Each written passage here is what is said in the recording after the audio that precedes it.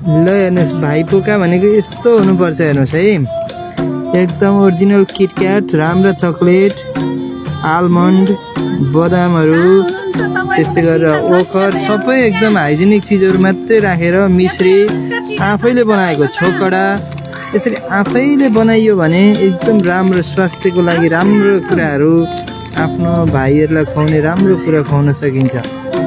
त्यसमै हाम्रो एउटा बजारमा नाफाको लागि ल्याइएको एउटा मोडल देखाउँछु।